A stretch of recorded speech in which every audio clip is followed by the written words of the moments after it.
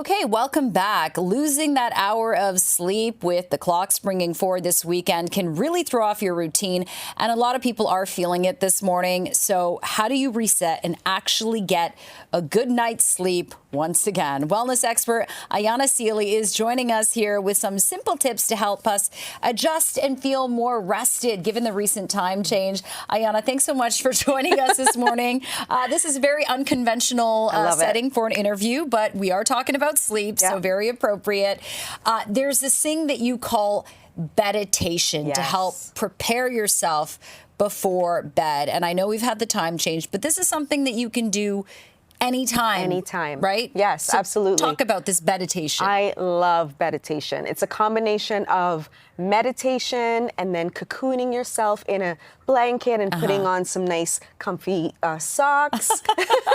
But then making sure to have a little flashlight so that you're not sort of turning on lights and looking at your phone, so that you stay in that state of sleep. I love meditation. Yeah, like I'm thinking weighted blankets. It's that feeling you get when you're like in a womb again. Cozy and safe. Absolutely. And you have something called the 3-2-1 rule. What is this about? So we're talking about what to not do before bed. So 3 hours before bed, last drink of alcohol. 2 hours before bed, last caffeine intake. And then 1 hour, last liquid. So if you're gonna drink before bed, try to have like chamomile tea or warm milk so that again, you're going into that state of sleep and you're trying to induce it and be in that state. I always have that problem because I think I'm a very thirsty person. Like I will drink right up until I get it under the covers, and I find because I have a small bladder, I wake up in the middle of the night to use the washroom, which is so annoying, which really breaks up the rhythm. So 3-2-1 rule,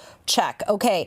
And you also talk about how, you know, especially on a busy morning show like this one, but just busy parents in general, you talk about the importance of giving yourself that extra time in the morning. Why is this important? Yes, because you want to make sure that you're grounding yourself before you catapult out of bed, deal with the children, deal with school, all the things.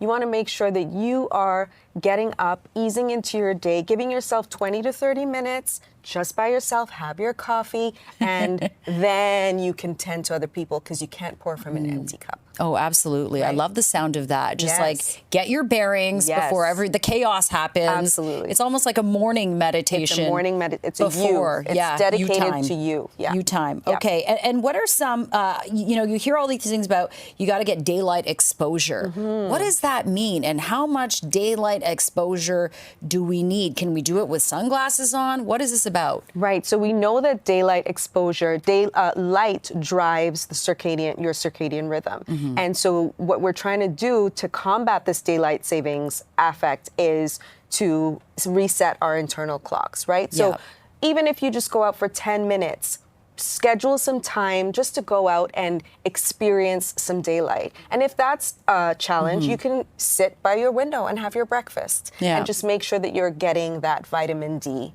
Right? That natural light is so important for setting up the rest of our day. And also, Ayanna, like, you know, we're getting into a new work week here, second work week of March. What are just some kind of tips for easing that stress and anxiety and trying to, you know, manage the schedules? Because it could be a busy time with March break coming up and the ramp up again with kids' activities. What do you suggest? So be proactive about your self-care. Be proactive about your anti-stress techniques, right? So whatever that is for you, meditation, is it deep breathing? Is it a long walk in nature? Is it a hot bath? Is it talking to a friend? Whatever that is, you've got to figure out what works for you and be proactive about it. We don't want to be reactive in terms of our anti-stress methods. We want to be on top of things so that when life hits us, we've already got that tool in our toolkit and we can lean on that.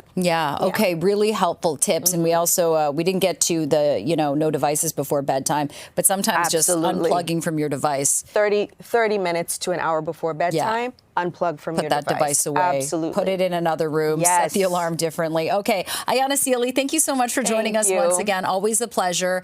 Appreciate your time. And it's lovely to be here. Yeah, exactly. Happy sleeping, everyone. Happy sleeping.